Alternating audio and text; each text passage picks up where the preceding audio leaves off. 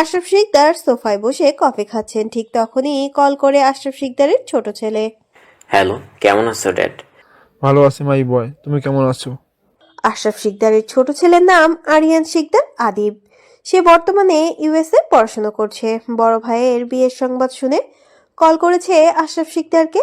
Dad, তুমি তো বলেছিলে আয়রা আপুর সাথে বিয়ে ঠিক করে রেখেছো। সেই বিয়ে তো আরো 2 দিন বাকি, তাহলে ভাইয়া বিয়ে করলো কাকে? আশরাফ শিকদার মুখটাকে গোমরা করেই বললেন, আমি নিজেও জানি না, তবে শুনেছি চেয়ারম্যান বাড়ির মেয়ে। আদিব শান্ত গলায় বলল, যাক ড্যাড, তাও ভালো হয়েছে, অন্তত ভালো পরিবারের মেয়েকে বিয়ে করেছে। তোমার সম্মানটা নষ্ট করেনি। দেখতে হবে না কোন বাড়ির বড় ছেলে, না মানে কার বড় ভাই। আশরাফ শিকদার গলা গম্ভীর করেই বলছেন। তুমি আমার সম্মান নিয়ে কথা বলো না আদিব, আমার একটু হবে। আদিব নিজের হাসি চেপে বলল, তুমি সেই আগের মতোই ভেতো আছো ড্যাড। আশরাফ শিকদার গলা খাকারি দিয়ে বললেন, আমি ভীতু হতেই পারি না, প্রশ্নই আসে না। আমি একজন স্বরাষ্ট্রমন্ত্রী, ভয় পেলে চলবে। যাই হোক, কয়টাই ফ্লাইট তোমাদের কখন আসবে? বিকেলে ফ্লাইট ডেট। দেশে আসতে বেশ রাত হবে, তুমি টেনশন করো না, আমার সাথে ভাইয়াও আসবে। আশরাফ শিকদার সম্মতি জানিয়েই বললেন। ঠিক আছে, সাবধানে আসো, সব কিছু ভালো হবে ইনশাল্লাহ। জুথিকে আরেকটু ভয় দেখানোর জন্য ঈশান জুথিকে বেশ জোরে চেঁচিয়ে বলল। ওই দেখো জ্যোতি, তোমার মতন বড় সাইজের তেলাপোকা। জুথি ভয়ে ডুকরে উঠে ঈশানকে জাপটে ধরে কেঁদে দিয়েই বলল, প্লিজ ওইটাকে তাড়িয়ে দেন, প্লিজ প্লিজ। ঠিক আছে, তাহলে তুমি আমাকে বরং আর একটু শক্ত করে ধরো। জুথি সত্যি দুহাত জাপটে ধরলো ঈশানকে আর বলল, প্লিজ এটাকে তাড়িয়ে দিয়ে আমাকে ইরার কাছে নিয়ে চলুন। ঈশান সম্মতি জানিয়ে বলল, ঠিক আছে। ঈশান জুথির হাত ধরে নিয়ে ওপরে উঠে আসতেই চোখাচোখি হয় রিফাতের সাথে। ঈশান আর জুথিকে দেখে কপাল কুঁচকে রিফাত বলে, ভাই আমি তো ভাবছিলাম আপনি হয়তো বুড়ি নয়তো অন্যর বউ নিয়ে আসবেন। এ তো দেখি এক অল্প বয়সের কিশোরী, কেমনে পটাইলেন ভাই? যদি টিপসটা দিতেন। ঈশান দুষ্টু হাসি হেসে বলল, তোরে বলে কি লাভ, তোর যে চেহারার হাল, মেয়ে কেন মেয়ের নানিও বিয়ে করবে না তোকে? ভাই আপনি কিন্তু আমারে ইনসাল্ট করলেন। জুথি ঈশান আর রিফাতের কথার মানে বুঝতে পারলো না। বেশ অবাক হলো ঈশান। ঈশানের হাতে থাকা নিজের হাতটা ছাড়িয়ে বলল, কি বলছেন এসব? রিফাত জুথিকে উদ্দেশ্য করেই বলল, ভাবি আপনার মতন সুন্দর বান্ধবী বাবন নেই, থাকলে আমিও। কথা শেষ হওয়ার আগেই জুথি রেগে গিয়ে বলল, কিসের ভাবি? কে ভাবি? কি বলছেন এসব? ঈশান দৌড়ে গিয়ে রিফাতের মুখটা চেপে ধরেই বলল, শালা মির্জাফরের বংশ বিয়ে করার আগেই কিনা ডিভোর্স করার ব্যবস্থা করছিস। রিফাত টেনে ঈশানের হাতটা ছেড়ে দিয়ে কর্কশ গলায় বলল, শালের চাপাবাজ। পারুল সকালের খাবারটা ঘরে দিয়েছিল। আদিল আর ইরা নিজের খাবারটা শেষ করে ইরার ব্যালকনির একপাশে দাঁড়িয়ে আছে। আদিল ইরার কাছে গিয়ে ইরার দিকে বেশ অনেকক্ষণ তাকিয়ে দেখলো ইরাকে। ইরাও তাকিয়ে দেখছে আর মনে মনে কয়েকশত বকা দিয়ে নিচ্ছে। আদিল মনের খবরটা বুঝতে পারলো না, তবে আদিলের দিকে ইরাকে তাকাতে দেখে ঠোঁটে ঠোঁট কামড়ে আলতো করে বলল, এত চোখাচোখি করছো কেন বউ? ভালো লাগে নাকি আমাকে? আমরা না হয় এই চোখাচোখি করার খেলাটা রাতে আমাদের বেডরুমে গিয়ে খেলবো। ইরা কপাল কুঁচকে ফেলল আর ভাবলো এই মানুষটাকে নিয়ে কিনা তার সারা জীবন কাটাতে হবে। সে তো এই 2 দিনে অনেক বেশি ক্লান্ত। ইরার ভাবনার মাঝে জুথি দরজায় কড়া নাড়তেই ইরা দরজা খুলে দিয়ে দেখে জুথি। জুথি ইরাকে চাপটে ধরে সে কি কান্না। ইরা জুথিকে সামলানোর জন্য আদুরে গলায় বলল, তুই কেন কান্না করছিস পাগলি? আমার তো এত কিছু হয়নি, আমি একদম ঠিক আছি। আল্লাহ একদিন সব ঠিক করে দেবে। জুথি কান্নারত অবস্থায় ইরাকে বলল, কালকে রাতে আন্টি কল করেছিল, আমি তোর বিষয়ে কিচ্ছু জানি কিনা জানতে। বল, আমি তো সব কিছুই জানতাম, কিন্তু পরিস্থিতিটা সামলাতে পারলাম না রে। অনেক ভয় পেয়ে গিয়েছিলাম আমি। সারা এলাকা সমাজ তোদেরকে নিয়ে বাজে আলোচনা করছে, আমার একদম ভালো লাগছে না এইগুলো শুনতে। আঙ্কেলেরও শরীরটা বেশি ভালো না। ইরা জুথিকে ছেড়ে দিয়ে বরং জিজ্ঞাসা করলো জুথির কাছে কোনো ফোন আছে কিনা। কিন্তু জুথি তো ফোন সাথে নিয়ে আসেনি, কলেজে তো ফোন আনা নিষিদ্ধ।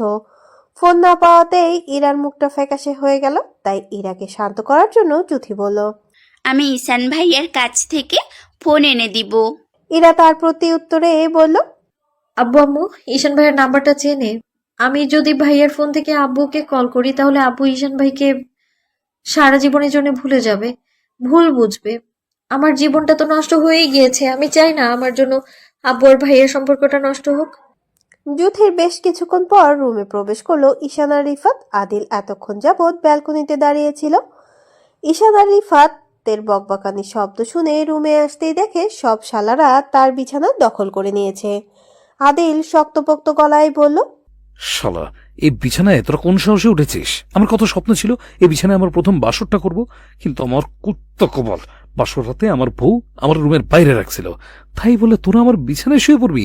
শক্ত লাথি খাওয়ার আগে বিছানা থেকে ওঠ। ঈশান দুষ্টু হাসি হেসে বলল। আর যদি বিছানা থেকে না উঠি তখন কি করবি? আদিল শক্তপোক্ত গলায় বলল। না উঠলে আমি কিন্তু পটি করে দেবো তোদের উপর। উঠবি শালা? রিফাত ঈশানকে বলল। ঈশান ভাই, আপনি উঠবেন না প্লিজ। এই সুযোগে যদি ভাইয়ের আদিল রাগান্বিত হয়ে দাঁতে দাঁত পিষেই বলল। চুপ কর শালা, আমার সম্মানটা খেয়ে ফেলবি। এদের এতক্ষণের ফাজলামোর সাক্ষী ইরা আর জুথি। তারা আগেও শুনেছে ছেলেদের বন্ধুত্ব নাকি অনেক স্ট্রং হয়। আজকাল এদের বন্ধুত্ব দেখলেও সেটাই মনে হয়। আদিল বিছানায় দুজনের মাঝে গিয়ে শুয়ে পড়ল। আদিল এতক্ষণ জুথিকে খেয়াল করেনি, পরে খেয়াল করলে জুথিকে উদ্দেশ্য করেই বলল। আরে শালি, তুমি কখন এলে? জুথি শান্ত গলায় মাথা নইয়ে বলল। কেবল এসেছি ভাইয়া। আদিল বেশ কিছুটা চেতে গিয়ে বলল। কিসের ভাই? দুলা ভাই বলো। 10টা না 5টা না একটা মাত্র শালি। আচ্ছা দুলা ভাই। আদিল জুথিকে ভালোবাসার সহিত কাছে ডেকে বলল। আসো এখানে বসো। জুথি এগিয়ে গিয়ে বিছানার এক পাশে বসলো। আদিল সহ সবাই উঠে বসলো। আদিল জুথিকে উদ্দেশ্য করে বলল। তুমি জানো শালি হয় অধিকারওয়ালি, তাই নির্দ্বিধায় আমার উপর সব ধরনের অধিকার দেখাতে পারো। জুথিও কম যায় না, তাই আদিলকে পাল্টা ঠেসেই বলল। উপস, তাই নাকি দুলা ভাই? এত সুন্দর একটা শালি পেয়েছেন, খুশিতে একটা লুঙ্গি ড্যান্স দেন দেখি। আদিল ঈশানকে উদ্দেশ্য করেই বলল। আরে শালা গান বাজা। ঈশান সাথে সাথে গান বাজাতে শুরু করলো। ঈশান গান বাজানোর পর মুহূর্তে আদিলের মনে পড়লো সে তো লুঙ্গি পরেনি, প্যান্টের পরে কি লুঙ্গি ডান্স দিলে হবে? এখন লুঙ্গি কোথায় পায়? তাই আদিল ঈশানকে উদ্দেশ্য করেই বলল। লুঙ্গি ছাড়া লুঙ্গি ড্যান্স কিভাবে দিব? লুঙ্গির ব্যবস্থা কর। শালি লুঙ্গি ড্যান্স দেখবে বলেছে, না দেখালে আমার সম্মানটা কি থাকবে বল? ঈশান কিছু বলার আগেই রিফাত বলল। ভাই সোজা কবরে চলে যান। আদিল বেশ কৌতূহল নিয়ে বলল। কেন? লুঙ্গি ঈশান নিয়ে আসলেও তো আপনি পড়তে পারবেন না। আপনি বরং জয় আমির এর থেকে লুঙ্গি পরার স্টাইলটা শিখে আসেন। আমি জয়ের কাছে গেলে তো গালিও শিখে আসবো। শালারা হজম করতে পারবি আবার? শালা তোরা শেষমেশ কিনা জীবন্ত মানুষটাকেও মরাচ্ছক করছিস। ছি ছি, এই তোরা আমার বন্ধু? আজ সমাজ কোথায়? আজ আমিও অবহেলিত। ঈশান রাগে কটমট করেই বলল। 1 নম্বরের নাটকবাজ শালা তুই। পারুল সবার জন্য খাবার রেডি করছে। আদিল আর ইরা সকলের খাবার খেয়েছিল। এখন সবাই একসাথে দুপুরের খাবার খাবে। আদিল, ঈশান, রিফাত সবাই ড্রয়িং রুমে খাবার টেবিলে গিয়ে বসলো। জুথি হালকা ফ্রেশ হয়ে এলো। তারপর দুজন নিচে খাওয়ার টেবিলে এসে বসলো। পারুল সবাইকে খাবার পরিবেশন করে দিচ্ছে। ইরার প্লেটে তুলে দিয়েছে একটা বড় সাইজের মাছের পিস। ইরা ভাতের সাথে মাছটাকে নাড়ছে, কিন্তু কাটা বেছে খেতে পারছে না। আদিল কয়েকবার খেয়াল করে দেখলো বিষয়টা। আদিল নিজের চেয়ারটা ছেড়ে ইরার পাশের চেয়ারটায় গিয়ে বসলো। ইরার প্লেট থেকে মাছটা নিজের প্লেটে নিয়ে কাটা বাছতে শুরু করলো। ঈশান আর রিফাত হেসে হেসে আদিলকে উদ্দেশ্য করেই বলল। চুপ শালা।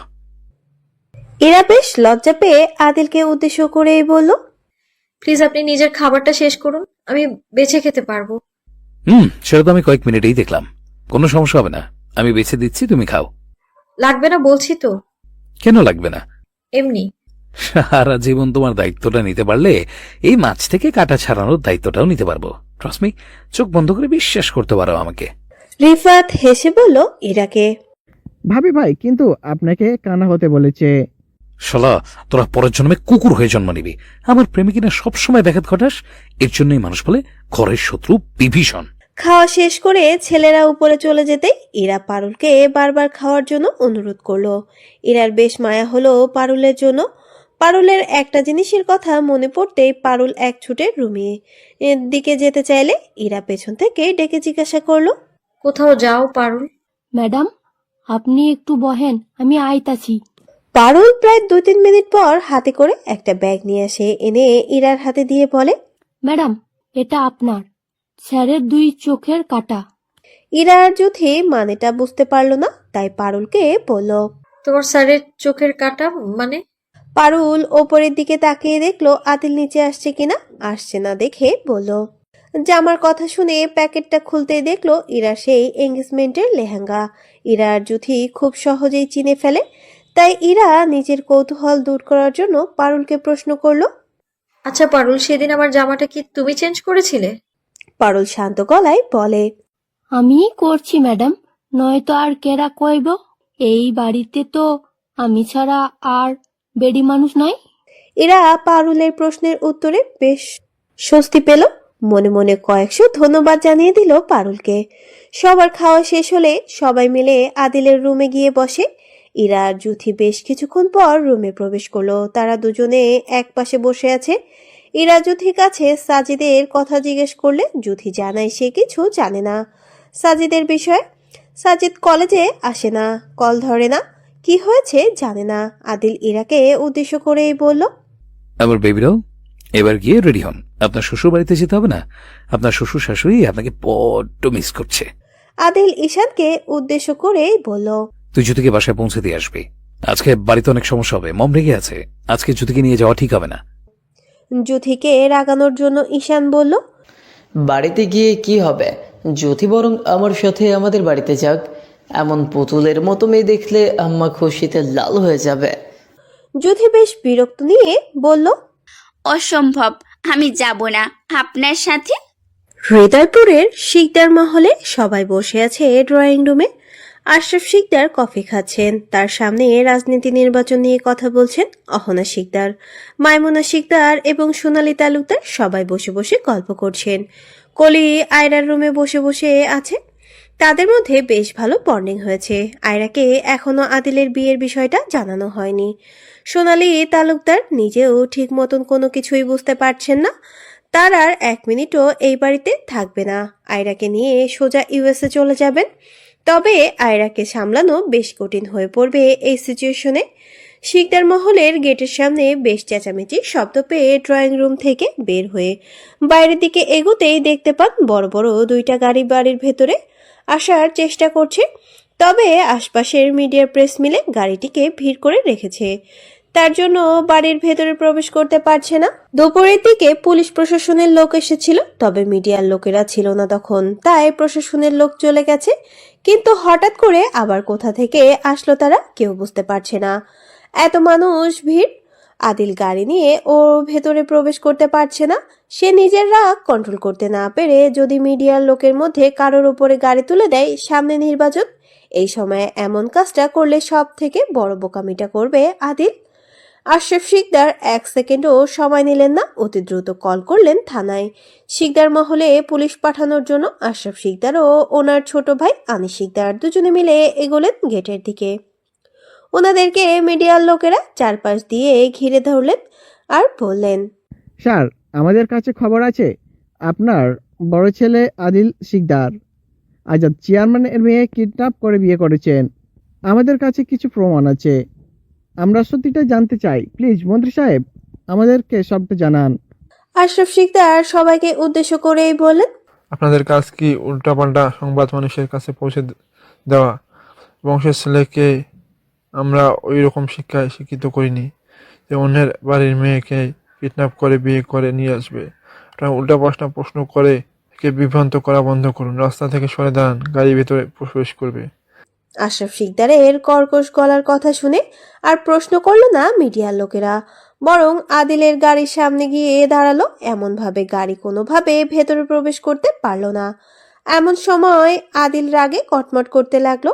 সে অনেক বেশি বিরক্ত হয়ে গাড়ি থেকে নামলো আর সবাইকে উদ্দেশ্য করে বলল। ঘুরে দাঁড়ায় আসুন না ভিতর পোলারা, ভেতরে কি তোমাদের মাথার উপরে দিয়ে যাব? একজন সাংবাদিক আদিলের খুব কাছে গিয়ে জিজ্ঞাসা করলো। স্যার, আপনি কি সত্যি কিডন্যাপ করে বিয়ে করেছেন আজাদ চৌধুরীর মেয়েকে? হ্যাঁ, বিয়ে করেছি। তাতে তোর বাপের কি সমস্যা? আশরাফ শিকদার রাগে কটমট করতে লাগলেন। এমন ভাবে কথা বলে জনগণ ভোট কেন পরবর্তী নির্বাচনে দাঁড়ানোর আগে লাথি মেরে নামিয়ে দেবে।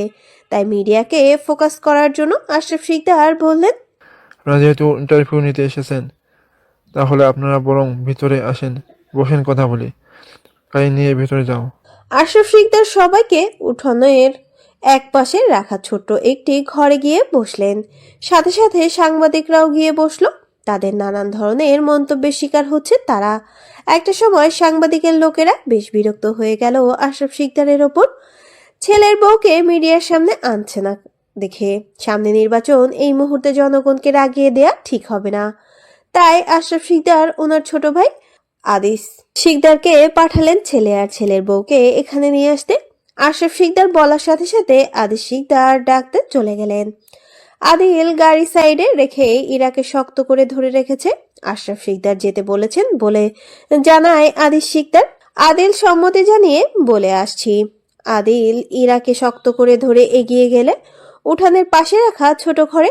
আদিল আর ইরা ঘরে প্রবেশ করতেই মিডিয়ার লোকেরা উঠে দাঁড়িয়ে এক একজন এক একটা প্রশ্ন করতে লাগলো। আদিলের শক্ত মেজাজটা আরো একবার শক্ত হয়ে গেল।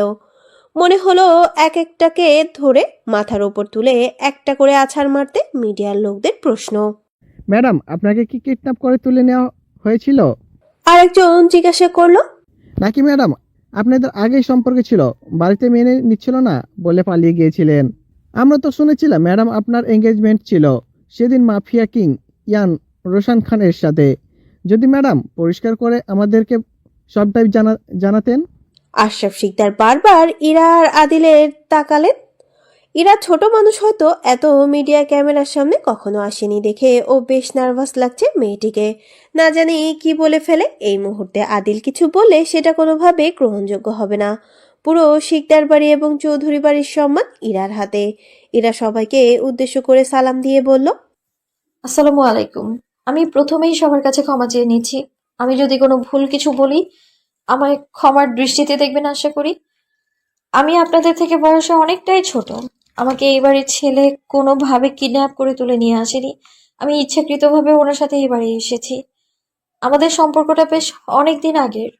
আমাদের বিয়েটা পারিবারিকভাবে ঠিক করে রাখা হয়েছিল। আর যদি আসে এঙ্গেজমেন্টের কথা, তাহলে আমি বলবো সেরকম কিছুই ছিল না। আর যদিও কোনো কিছু থেকে থাকে, অবশ্যই সেটা আমাদের ব্যক্তিগত বিষয়।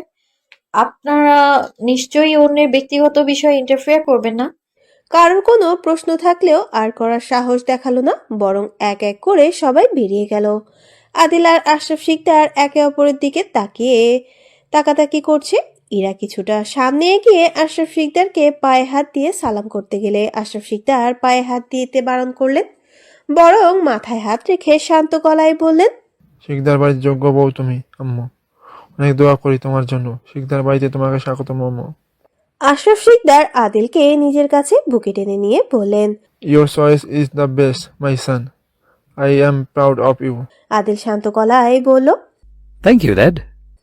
আশরাফ শিকদার এবং আদিল শিকদার দুইজন ছোট ঘর থেকে বের হয়ে বাড়ির দিকে এগোলেন। আদিল প্রথমবারের মতো ইরাকে শক্ত করে ধরে নিয়ে হাঁটছে বাড়ির ভেতরের প্রবেশের উদ্দেশ্যে। ঈশান জ্যোতিকে কলেজের সামনে নামিয়ে দিয়ে সোজা বাড়িতে চলে যাবে।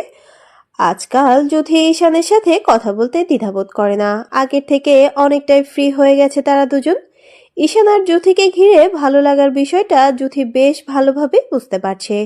আজকাল জ্যোতির আর খুশি খুব বেশি ঈশানকে বিরক্ত লাগে না, বরং ভালোই লাগে। ঈশান জ্যোতির উদ্দেশ্য করে বলল, যদি তোমার নাম্বারটা দেওয়া যাবে? জ্যোতি বেশ কৌতূহল নিয়ে জিজ্ঞাসা করলো, কেন? ঈশান দুষ্টু হাসি হেসে বলল, না মানে বড় বড় তেলাপোকা খুঁজে পেলে তোমাকে কল করে জানাবো, তারপর তুমি এসে এক ছোটে ভয় আমাকে ঝাপটে ধরবে। উফস, কি ছিল সেই দৃশ্যটা। জ্যোতি বিরক্ত হয়ে বলল, লুচ্চা বেটা। কে? জ্যোতি কলেজের সামনে আসতেই ঈশানকে বলল, এখানেই গাড়ি থামান, আমি কলেজে এসে পড়েছি, আমি এখানেই নামবো। যুথি অত দ্রুত গাড়ি থেকে নেমে যায় আর ঈশানকে বলে চলে যেতে। যাওয়ার আগে ঈশান যুথিকে জিজ্ঞাসা করে, আবার কবে দেখা হবে? জানি না, আজ আসি বলে যুথি তাড়াতাড়ি করে কলেজের ভেতরে। হ্যালো বন্ধুরা, পরবর্তী পার্ট খুব তাড়াতাড়ি আসবে, তো সবাই অপেক্ষায় থাকো। আর চ্যানেলটি যারা এখনো সাবস্ক্রাইব করনি তারা পরবর্তী পার্ট দেখার জন্য চ্যানেলটি সাবস্ক্রাইব করে রেখো। ধন্যবাদ সবাইকে, আমাদের সাথেই থেকো।